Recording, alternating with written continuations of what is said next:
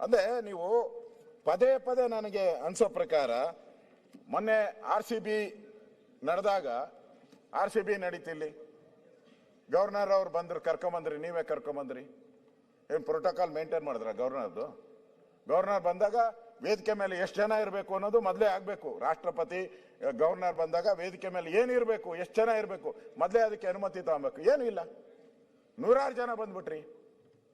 Governor ಮುಂದೆ ಇರೋಂಥ governor ಮುಂದೆ ಅವ್ರ ಕಾರ್ಗೆ ಮಾತ್ರ ಒಂದು ಲೋಗೋ ಇರ್ತದೆ, ಅಶೋಕ ಸ್ತಂಭದ ಒಂದು ಲೋಗೋ ಇರ್ತದೆ. ಗವರ್ನರ್ ಕಾರ್ಗೆ ಮಾತ್ರ ಇರೋದು, ರಾಷ್ಟ್ರಪತಿಗಳ ಕಾರ್ಗೆ ಮಾತ್ರ ಇರೋದು. ಮುಖ್ಯಮಂತ್ರಿಗೂ ಇರಲ್ಲ, ಮಂತ್ರಿಗೂ ಇರಲ್ಲ, ನಮಗಿರಲ್ಲ. ನೀವು ಅಂತ ಸಂದರ್ಭದಲ್ಲಿ ನೀವು ಗವರ್ನರ್ನ ಕರ್ಕೊಂಬಂದು ಅಲ್ಲಿ ಕೂತರಿಸ್ಬಿಟ್ಟು ಅವ್ರ ಮುಂದೆ ರಾಯಲ್ ಚಾಲೆಂಜ್ ವಿಸ್ಕಿದು ಇಟ್ಬಿಡ್ತೀರಾ ನೀವು? ರೆಗ್ಯುಲರ್ ಅಫೆಂಡರು ಈ ಸರ್ಕಾರ, ರೆಗ್ಯುಲರ್. ಈ ನಮ್ಮ ಪೊಲೀಸ್ ಇಲಾಖೆಯಲ್ಲಿ ಹೇಳ್ತಾರೆ, ಪದೇ ಪದೇ ಕಳ್ತನ ಮಾಡ್ತಾನಲ್ಲ ಅವನ್ನ ರೆಗ್ಯುಲರ್ ಅಫೆಂಡರ್ ಅಂತಾರೆ, ಅಬಿಚುವಲ್ ಅಫೆಂಡರ್.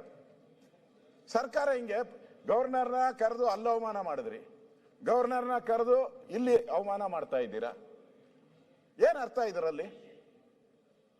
ನಿಮಗೆ ನಿರ್ಣಯ ನೀವು ಒಪ್ಕೊಂಡಿಲ್ಲ ಅಂದ್ರೆ ನೀವು ಪನ್ನಣ್ಣ ನಿಮ್ಮ ಸದಸ್ಯರು,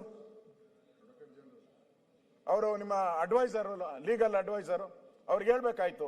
CM ಅವರು ನಾನು ಒಪ್ಕೊಂಡಿದ್ದೀನಪ್ಪ, ಮೊನ್ನೆನೇ ಆಗಿದೆ, ನಾನು ಒಪ್ಕೊಂಡಿದ್ದೀನಿ, ಅದ್ರ ಮೇಲೆ ಚರ್ಚೆ ಮಾಡು ಅಂತ. ಅದನ್ನ ಬಿಟ್ಬಿಟ್ಟು ಅವ್ರು ಏನ್ ಹೇಳಿದ್ರು?